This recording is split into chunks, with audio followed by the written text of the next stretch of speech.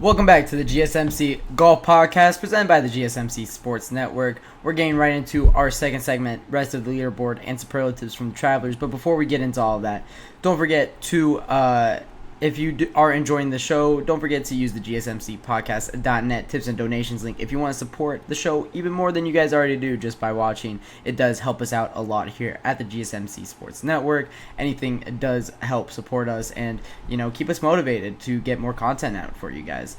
But going into our second segment now, talking about the rest of the leaderboard and superlatives from the Travelers. As we do for all these events, as we're wrapping them up, we talk about who played the best in what aspects of their game. But before we get into that, we got to talk about the leaderboard, how it shaped up, and what we saw during the golf tournament, the 8th and final signature event of the year. It was a fantastic Sunday. Let me tell you, I thoroughly enjoyed the Sunday. There was a time on Sunday that there were 5 guys tied for the lead. I believe it was between Scottie Scheffler, Tom Kim, Tom Hoge, Patrick Cantlay, and Tony Finau were all tied for the lead at one point on the day. But it was Scottie Scheffler and Tom Kim that just seized it a little bit more than everybody else. Getting up there to a 2-stroke lead on the field, those two did for their playoff. It is Scottie Scheffler that won in the playoff. But Tom Kim had a very, very fantastic weekend. He is going to be talked about in the superlatives section of this segment a lot here because he played fantastic. He's only 22 years old. He was going for his 4th win on tour. He turned pro in 2018 at the ripe old age of 16 years old. And this guy has been really outstanding, but kind of coming out of nowhere as this year, not having that great of a season. His best event was a tied for 4th at the Canadian Open. Not playing well in the majors, tied 30th at the Masters, tied 26th at the PGA, tied 26th at the US Open. And not doing too well at the signature events. The Memorial tied for 43rd. The Wells Fargo tied for 47th. The RBC Heritage tied 18th. The Arnold Palmer tied 52nd. The Pebble Beach tied 31st. So this is his first really impressive feat this season.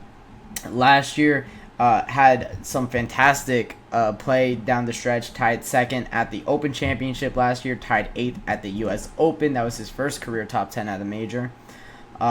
He also, where was his wins?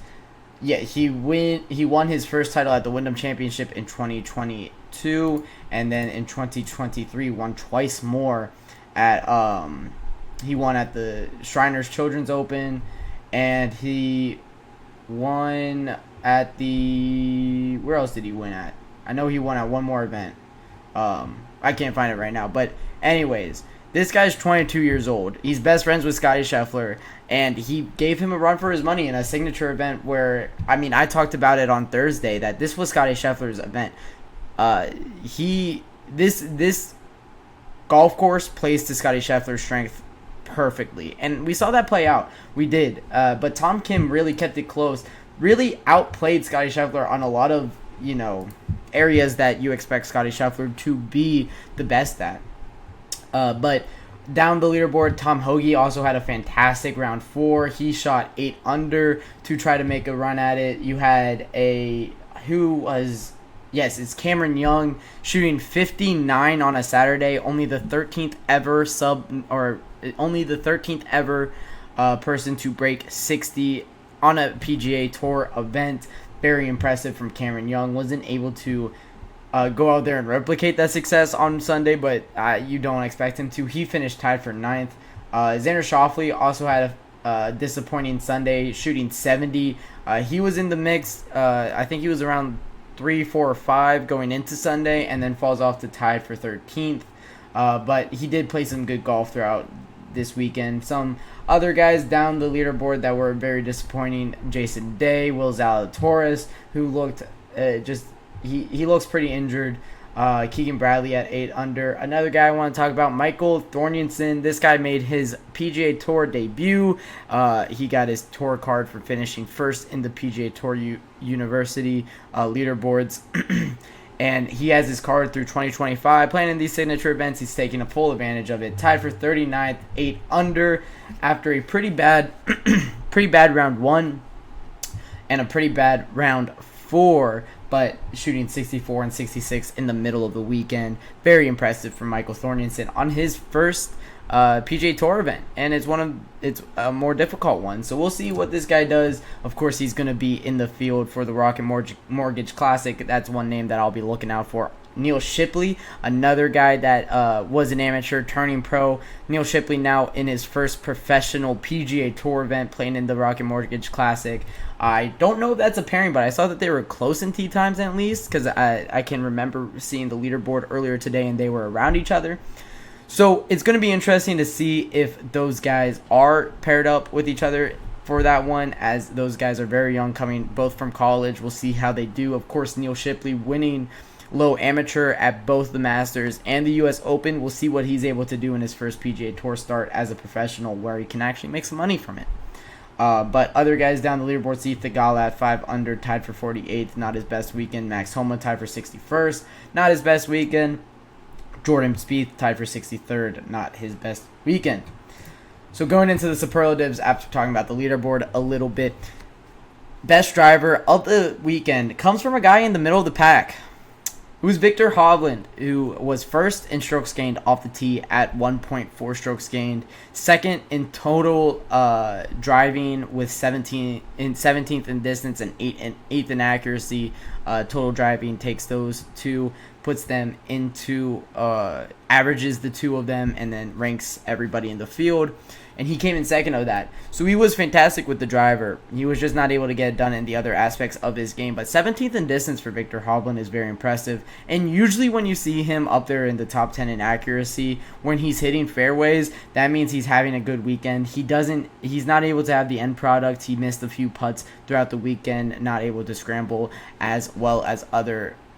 So for Victor Hovland, he is the best driver, but every other aspect of his game was kind of lacking this weekend. So we'll see if he's able to turn it around. I believe he's not in the field for the Rocket Mortgage Classic either, so we'll see him probably next, maybe at the Genesis Scottish Open, as the next 2 weekends might have a smaller field, but that means we have more storylines to talk about with these lower ranked guys in the official World Golf Rankings. Best irons for this weekend was Tom Kim. He was first in proximity to hole, first in greens in regulation at 91+% of greens in regulation. Scotty Scheffler was 86%. The tour average is like 61. These guys were hitting greens this weekend. I saw Ludwig Oberg being perfect on fairways and greens early in the tournament. So these guys able to hit the greens really well this weekend. Made it a lot easier of a golf course than usual signature events are. But man, this was one fun one to watch. These guys were just sticking it right next to the pin, being able to get to some low scores here. So Tom Kim wins best irons, takes it from Scotty Scheffler, who usually wins it every single tour start he has, especially if Scotty Scheffler is winning a event. That usually means that his iron play is fantastic. His iron play was fantastic. 86% of greens in regulation is still so impressive. But Tom Kim, first in proximity to hole, first in greens in regulation, and third in strokes gained on approach. You can't deny that. That is the best irons of the weekend. Best wedges from the weekend, I had Tom Kim again. This guy was playing so fantastic, anywhere between the driver and the putter. He was 6 for 6 on scrambling. He was 100% on scrambling attempts. He didn't have the best strokes gained on.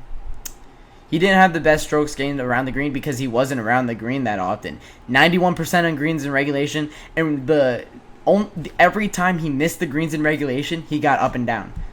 This guy was fantastic this weekend. I mean, how did he not win? These stats really prove that he should have, but Scotty Scheffler is just a different beast sometimes. The best putter goes to Patrick Rogers with 1.551 in putts on average per hole, and he was also first in strokes gained putting at 1.647. Most surprising, Tom Kim.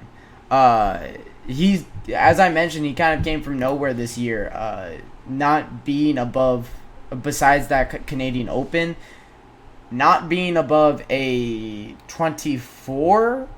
He has 117th at the Waste Management Phoenix Open, but other than that, 24, 26, 18, 30, 24, 31. He doesn't miss cuts, but he doesn't go to the top of the leaderboard. And he got into a playoff to try to get to a championship on one hole here. Very impressive from Tom Kim. That is the most surprising guy this weekend. The most disappointing guy from the weekend was Ludwig Olberg. Ludwig, I had as one of the contenders. I truly thought that this was going to be a tournament that he was going to turn up in. I think I predicted him at like third or fourth here. I thought that this course played so well to his strength. But this guy finished tied for 27th, 11 under, had a 62 in round 3 to kind of try to make a run at it, but not a good enough. I mean, pretty much other 3 days, 67, 69, and 71 in those other 3 days, respectively. Makes this guy the most disappointing in the field on the weekend. So that'll wrap it up for the rest of the leaderboard and superlatives in this second segment. Victor Hovland, best driver. Tom Kim, best irons and wedges. And best putter goes to Patrick Rogers, with the most surprising being Tom Kim and most disappointing being Ludwig Olberg, with honorable mentions in the most disappointing to Jordan Spieth and Max Homa. So that'll wrap it up for this second segment of the night. Next, we'll be talking about Live Golf Nashville. We'll be reviewing that, talking about the crowds that it drew in, and what the, where Live Golf is at right now with their biggest star kind of turning provider for them.